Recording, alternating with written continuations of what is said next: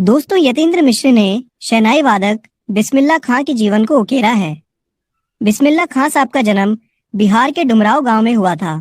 उनका परिवार एक संगीत प्रेमी परिवार था। इनके बड़े भाई का नाम शमसुद्दीन था, जो उम्र में उनसे 3 वर्ष बड़े थे। इनके परदादा उस्ताद सलार हुसैन खान डुमराव के ही निवासी थे। इनके पिता का नाम पैगंबर बख्श खां था तथा मां मिट्ठन थी। 5-6 वर्ष होने पर वह डुमराव छोड़कर अपने ननिहाल काशी आ गए।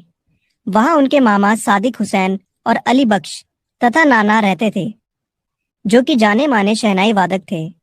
वे लोग बालाजी की मंदिर की ड्योढ़ी पर शहनाई बजाकर अपनी दिनचर्या का आरंभ करते थे। इनके परिवार वाले विभिन्न रियासतों के दरबार में शहनाई बजाने का काम किया करते थे। दोस्तों, बिस्मिल्लाह खां साहब ने शहनाई की तालीम अपने मामा से ही पाई थी। शहनाई वादन उनका खानदानी पेशा था। ननिहाल में अपने नाना व मामा द्वारा शहनाई बजने के कारण वह बनारस में 6 वर्ष की उम्र में ही बालाजी मंदिर में शहनाई बजाने लगे। क्योंकि उनका वास्तविक नाम अमरुद्दीन था, रास्ते में बालाजी मंदिर जाते समय रसूलन बाई और बतूलन बाई का घर पड़ता था। वह दोनों बहनें सुबह सुबह टप्पे, दादरा आदि गाती थी। बचपन में बिस्मिल्लाह खां को इन्हीं से संगीत की प्रेरणा मिली। वह जीवन भर खुदा से यही दुआ मांगते रहे कि उन्हें खुदा सच्चा सुर प्रदान करे। बिस्मिल्लाह खां हमेशा खुदा से यही विनती करते कि हे खुदा, तू मुझे ऐसा सच्चा और मार्मिक समसुध स्वर प्रदान कर जिससे मेरे सुनने वाले भाव विभोर हो उठें, उनकी आंखों से आंसू निकल आएं। बिस्मिल्लाह खां ने 80 वर्ष के हो जाने के बावजूद हमेशा 5 वक्त वाली नमाज में शहनाई के सच्चे सुर को पाने की प्रार्थना में बिताया। मुहर्रम के 10 दिनों बिस्मिल्लाह खां अपने पूरे खानदान के साथ ना तो शहनाई बजाते थे और ना ही किसी कार्यक्रम में भाग लेते थे। 8वीं तारीख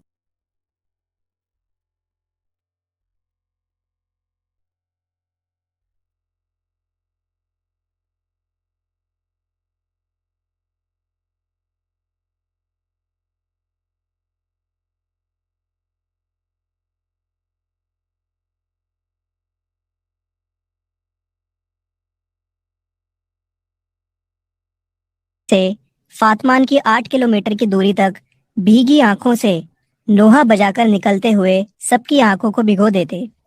बीच में वो कहते हैं कि कैसे वो अपनी बचपन की घटनाओं को याद किया करते थे। वह छुपकर नाना को शहनाई बजाते हुए सुनते थे और बाद में उनकी मीठी शहनाई को ढूंढने के लिए एक एक कर शहनाई को फेंक देते और कभी मामा की शहनाई पर पत्थर पटक कर दाद देते। बचपन के समय वह फिल्मों के बड़े शौकीन थे।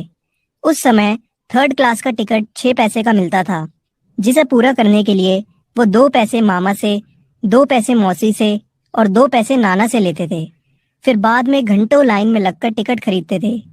बाद में वह अपनी पसंदीदा अभिनेत्री सुलोचना की फिल्मों को देखने के लिए बालाजी मंदिर पर शहनाई बजाकर कमाई करते। वह सुलोचना के बहुत बड़े फैन थे। सुलोचना की कोई फिल्म न छोड़ते तथा कुसलुम की देसी घी वाली दुकान पर कचौड़ी खाना भी नहीं भूलते। आगे लेखक बताता है कि कैसे वो काशी के संगीत आयोजन में अवश्य भाग लेते थे। यह आयोजन कई वर्षों से संकट मोचन मंदिर में हनुमान जयंती के अवसर हो रहा था, जिसमें शास्त्रीय और उपशास्त्रीय गायन वादन की सभा होती थी। बिस्मिल्लाह खां जब काशी के बाहर भी रहते, तब भी वो विश्वनाथ और बालाजी मंदिर की तरफ मुंह करके बैठते और अपनी शहनाई भी उस तरफ घुमा दिया करते। गंगा, काशी और शहनाई, यही 3 उनका जीवन थे। काशी का स्थान सदा से ही विशिष्ट रहा है। ये संस्कृति की पाठशाला है। बिस्मिल्लाह खां के शहनाई के धुनों की दुनिया दीवानी हो जाती थी।